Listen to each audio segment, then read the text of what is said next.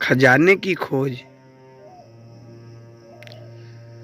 एक गांव में एक रामलाल नाम का एक किसान अपनी पत्नी और 4 लड़कों के साथ रहता था।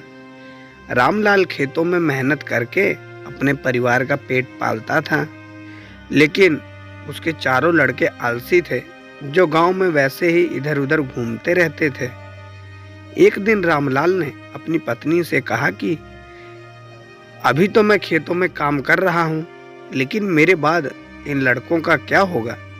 इन्होंने तो कभी मेहनत भी नहीं करी, ये तो कभी खेत में भी नहीं गए। रामलाल की पत्नी ने कहा कि धीरे धीरे ये भी काम करने लगेंगे। समय बीतता गया और रामलाल के लड़के कोई काम नहीं करते थे। एक बार रामलाल बीमार पड़ गया। वह काफी दिनों तक बहुत बीमार ही रहा। उसने अपनी पत्नी को कहा कि वह चारों लड़कों को बुलाकर लाए। उसकी पत्नी चारों लड़कों को बुलाकर लाई। रामलाल ने कहा, लगता है कि अब मैं ज्यादा दिनों तक जिंदा नहीं रहूंगा। रामलाल को चिंता थी कि उसके जाने के बाद उसके बेटों का क्या होगा। इसलिए उसने कहा, बेटे, मैंने अपने जीवन में जो भी कमाया है वह खजाना अपने खेतों के नीचे दबा रखा है। मेरे बाद तुम उसमें से खजाना निकालकर आपस में बांट लेना। यह बात सुनकर चारों लड़के खुश हो गए। कुछ समय बाद रामलाल की मृत्यु हो गई। रामलाल की मृत्यु के कुछ दिनों बाद उसके लड़के खेत में दबा खजाना निकालने गए। उन्होंने सुबह से लेकर शाम तक सारा खेत खोद दिया, लेकिन उनको कोई भी खजाना नजर नहीं आया। लड़के घर आकर अपनी माँ से बोले, माँ, पिताजी ने हमसे झूठ बोला था, उस खेत में हमें कोई खजाना नहीं मिला।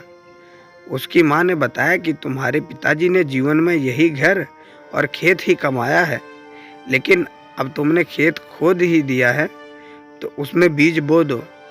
इसके बाद लड़कों ने बीज बोए और माँ के कहे अनुसार उसमें पानी देते गए।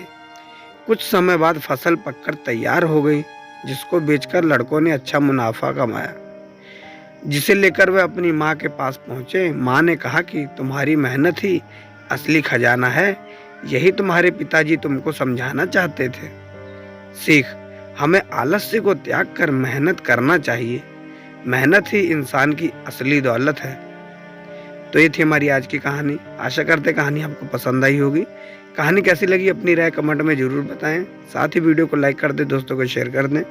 चैनल पर नए हो तो सब्सक्राइब करना ना भूलें और बेल आइकन को प्रेस करके ऑल पे सेट कर दें, ताकि ऐसी ढेर सारी मनोरंजक कहानी पहुंचती रहे आप तक सबसे पहले।